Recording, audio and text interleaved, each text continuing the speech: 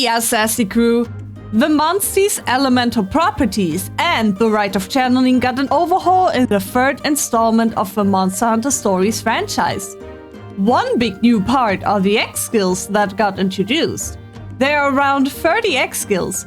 As some harder monsters called Royal Monsters will come out in a future update, I think this is the perfect time to dive into the Rite of Channeling and X skills so that you too can prepare for these new challenges. This video will contain monster spoilers, so if you want to be surprised by any species, come back later once you've reached the endgame. I'll explain to you how the Rite of Channeling works and which monsters can have what X skill. This includes the name of the X skill and its properties. As always, you can support me via likes, comments and hypes. Hypes are mobile only. Now then, let's get into the video. X skills are special skills that a monster obtains once its species reaches a minimum of A rank in its environment rank. Any new egg hatch from that point on will have an X skill. This only applies to a region where the monster currently has an A rank in. You may have noticed that your party members have different X skills. Ever wondered which X skills will appear? Well, no more, because I'm going to tell you. When the demo was out, I was actually rather confused, because a 3-star Ludroth didn't have the same X skill as a 3-star purple Ludroth. Well, turns out this was the outlier. The entire system, except for a special group of 3-star monsters, is based on the rarity rating of the monsters itself, as well as its secondary element.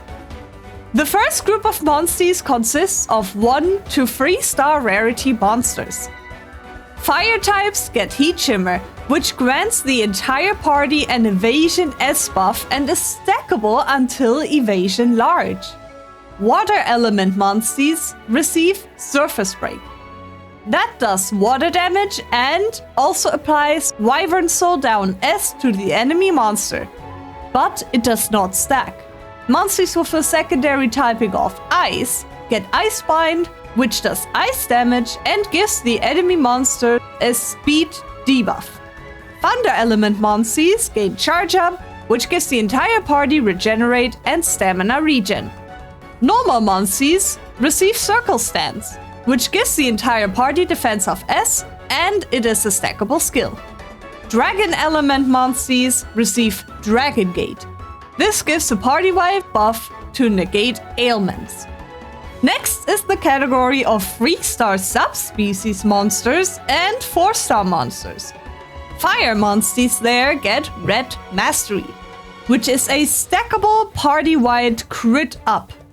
Water element monsters can use Composure. This is a stackable Wyvern Fell party-wide buff. Ice elements monsters give Icebreaker, which provides a Wyvern Fell up large buff to the user.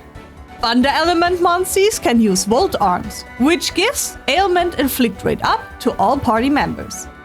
Normal element monsters receive Spirit Charge. This is a 20% stamina recovery move for the entire party. And last but not least, dragon element monsters can use Finish Fang, which is a dragon type damage attack. Then the 5-star monster category. For fire, we have Fire Form, which is another party-wide buff for attack up, which is once again stackable. Then for water we get Raging Rapid, which is a water damaging type attack. Ice monsters can get Rime Wind, which grants speed up to the entire party. Thunder monsters use a damaging type attack called Bolt Flash.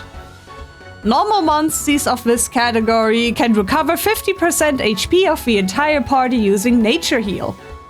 And dragon monsters use Dragon War, which is a damaging attack, and the damage increases the lower the own monster's HP is. Rarity 6 monsters of a fire type get Flame Star. This increases allies' damage this turn, but the user of the skill doesn't attack. Water ones receive Crash Wave. It's a water type damaging attack to random enemies. For ice, we have Frozen Clump, This skill inflicts damage and speed down to the enemy monster. Thunderclap is the skill for Thunder Element monsters. This is a move that ignores defense and has a chance to strike first.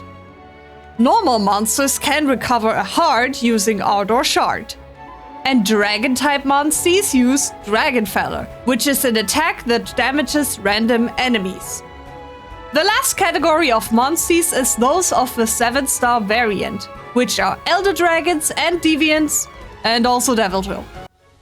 Fire monsters get Royal Decree, which does damage and has a chance to inflict burn. Water monsters can use Lunar Cry, which removes the buffs from all enemies. Snowmantle is the move for the ice monsters. This skill gives the user a large buff in crit, dodge, and speed up. Thunder monsters can receive Adamant Rage. This greatly increases the damage of the user for the next turn. Normal monsters can use Solar Cry, which gives you kinship. And Dragon Element monsters can use Elder Dominance, which applies attack and defense down to the enemy monster, and it is a stackable move. Actually being able to use the X skills is not restricted to a certain monster rank, thanks to the Rite of Channeling. You can put as many X skills on one monster as you like. The Rite of Channeling is where you can add genes to a monster and also reorder them however you like. So how does this work? Whenever you fire up the menu itself, you're kind of bombarded with options.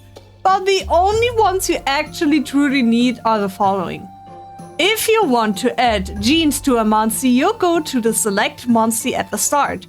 Then you pick your monster so you can look at all of its available genes. Select the slot you want to edit. Then you can either select the monster you want to trade the gene with directly, or add a gene from the list. I personally always use the list, as it is much easier to find the gene you need. Of course, selecting a specific monster is more of a viable option when you just want to add genes to it temporarily and then get them back. So, you get a list with all the available genes. You can also sort it by type and element both separately and at the same time. It will show you which monster has it. If you press a different button or key, you can also see what species has the gene in general.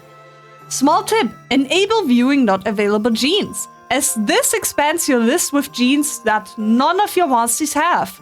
If you click on them, it shows you which monster that particular gene can be obtained from. Once you select the gene, your monster will receive that gene and trade it for whatever you had on that original position on the bingo card. You can trade genes back and forth an infinite number of times. You don't lose used monsters either, like it was the case with the previous story titles. So you're free to try whatever you want. You literally don't lose anything unless you release the monster yourself. There are some skills that you cannot transfer immediately. These are skills you need to reach a certain level for. Or, as an alternative, you can unlock them using a catalyst key, making them immediately available for transfer regardless of level. You can reorder your genes on the monster's bingo card in that menu. And you want to do that because every bingo provides you with a bonus. That bonus depends on what you achieve your bingo in.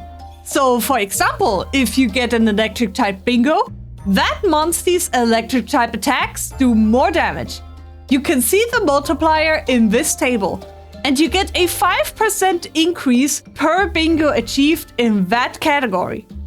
In addition to those damage bonuses, your monsters can receive various benefits depending on the monster species, such as increased Wyvern Fell or starting stamina. There will be some skills that look very nice but don't fit into a bingo. But honestly, that's not too bad, since you can just try it out and reverse it again if it doesn't suit your needs. There are so many different genes you can choose from, with various effects. Some are passive genes, while others are active ones. Your customization options are crazy in this game, so get collecting and go wild. Now then, that's all for this video. If you got any more questions about X skills or the Rite of Channeling, feel free to ask me in the comments below. Anyways, thank you really much for watching, guys, and I'll see you guys next time. Bye bye!